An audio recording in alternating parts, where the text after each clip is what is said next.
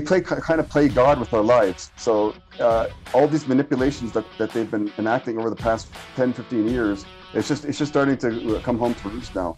We have somebody else coming on the show, TK. Bring him on. And he's from Canada, but he's not living here anymore. And he is not pleased with the way things are going here in this country. I want to know. He sent me an email and we said, come on the show. That's our style. And we were like, you know what? Come on the show. We're going to talk to you and figure out what's going on. See if we can win him back. Let's investigate and see what's going on. Hello, Mr. Dave Stach. Stach? Hello there. Did I say it right? Yes, you did. Awesome. Well, right. Mr. Stach. Nice and clear. Good connection. How are you, Dave? Yep. Oh, it's just wonderful. Everything's wonderful. I moved from, I'm being a little bit facetious, but I moved from Canada to Ecuador about almost 5 months ago. Ecuador. Oh. See, we didn't only go to Calgary today, TK. Do we have an Ecuadorian background? Is that how you say it? Well, we're going to stay in Calgary for you, Dave. Where were you Where were you in Canada before? I'm originally from Windsor, Ontario, but I lived all over the place in Canada in the past 10 years or so. But when I left, pardon me? Did you ever live in Calgary? No, but I was living in Gatineau for the past 3.5 years before I moved here. Yep. Yeah. So why all the movement? What's going on? Well, man, it's like it's craziness. I mean, there's many factors in people's lives that makes them do what they do, right? But a big factor was the work market and the real estate market, especially. You're trying to find a place to live, and you're paying an arm and a leg for a place to live. Mm-hmm. And if you do find a place, because I wasn't sure about where I was working, the work situation, I would rent a room, and then I would find out sometime, maybe about 40% of the time, it was not a very good situation. About 40% of the time. So there'd be like thefts and that kind of thing going on, and very difficult situations. So it's tough situation. So you're trying to make ends meet. You're trying to make your life better. You're looking at all the options. You're going from Windsor. You're going to Gatineau. You got all these different locations. Why Ecuador? It's better weather here, and they use the U.S. dollar, and they don't tax you as high here in Ecuador compared to Canada. So you're working there? I'm trying to start an online health consultation operation to help people with their health. Like, I also had some health problems, and a lot of people do, and they don't know what to do. They only go to the doctor, so-called doctor, and that's their training in 10 minutes is just to address the symptoms, right? And that's kind of like that is exactly what the politicians are doing. Treating symptoms. Okay, hold on. Before we bounce too far into things, what do you do for work?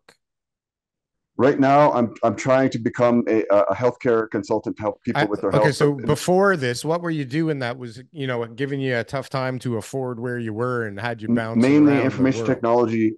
There was IT. There's a lot of it was mainly that, and so doing that kind of work, I was trying to explore the world and trying to make sense of things, and especially IT. And I kind of said to myself, I don't want to be in this anymore. Mm-hmm. Yeah. I guess that whole industry got decimated by India and kind of the internet and, everybody outsourcing a lot of that to other countries, right? Yeah. And still the colleges and the politicians still say tech. They keep repeating this stuff mainly. And I think to import more people to come into Canada, also to offshore more work as well.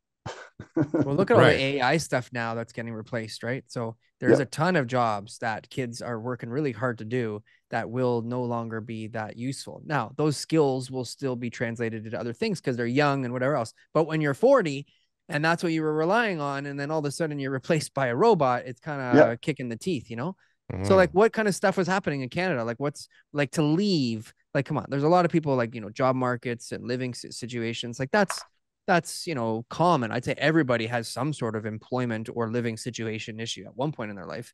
What makes you leave the country that you're born and raised in?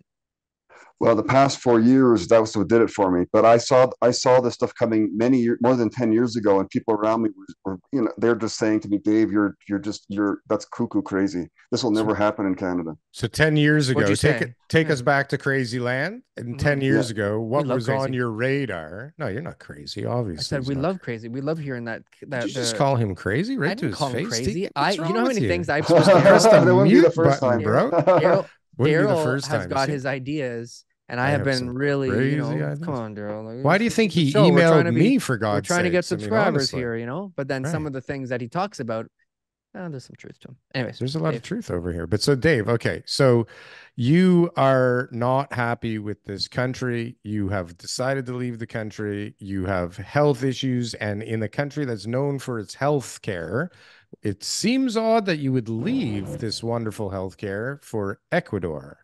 No, I don't have health issues anymore. That was in the past, right? Wow.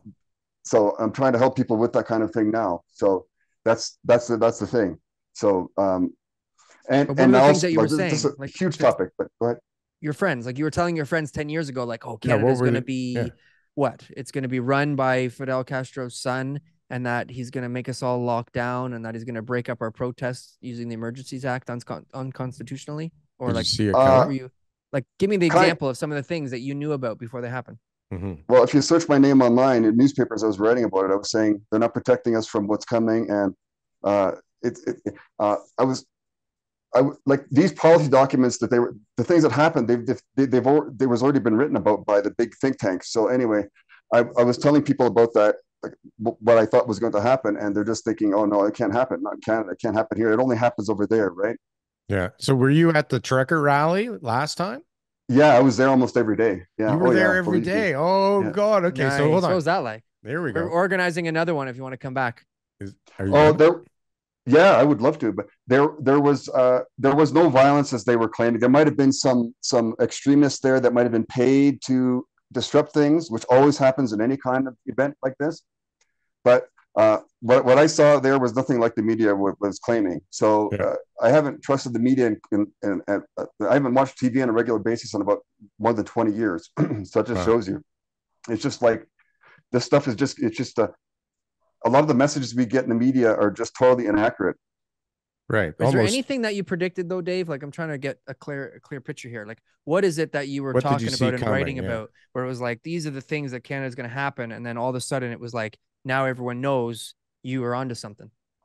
Well, it's a systems approach. You have to look at things through in a systems approach. So you look at the real estate market, especially what was happening. They were predict there. There was a lot of so-called experts more than 10 years ago saying that the housing market was overheated. It was more than 10 years ago. Okay. So you put all these things together, and you might watch. There's famous so-called conspiracy theorists online. There's a bunch of names out there. You just have to read these people, and you'll see what and some of So the you're more talking about the fact that housing prices have come down. And so that was something that you were always saying was, hey, housing prices are going to come down one day. Is that? Yeah, they have to. They have to. They obviously have to. Have they come down? I think overall in some bigger markets they have, yeah. But yeah. But I mean, like right now, unaffordability is actually at an all-time high, right? Yeah. And so because of interest rates and the way incomes are and prices, like that's usually how we base, the markets on. Like you say, okay, like is this affordable based on everyone's income? Can you afford to live in these houses? And 10 years ago, we would say, no, this is crazy. It's too high. And then it got worse.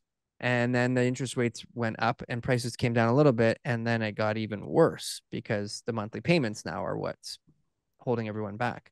And so causing most of the inflation. Are you forecasting further changes to our affordability? Like, do you feel like we're going to start to see the market correct even further? Or is that something that you're not really paying attention to right now? I'm paying attention to it. It's a big topic, but there's a lot of things happening. I think we're going to, unfortunately, the sad part is I think we're going to see more public sector involvement in the housing industry when it was their it's a lot of the politicians were keeping like the Bank of Canada was they kind of play God with our lives. So all these manipulations that they've been enacting over the past 10, 15 years, it's just starting to come home to roost now. They trying to suppress things, trying to suppress all kinds of things, mainly for political gain, is starting to come home to roost now. And now they're making all these drastic changes. And now we're starting to see more mentions of the World Economic Forum as well. Like, comment, and subscribe if you got anything from one of these clips. And if you want to see some more, press something on the screen here. Boom. That was good. That was good. I like that. That was good.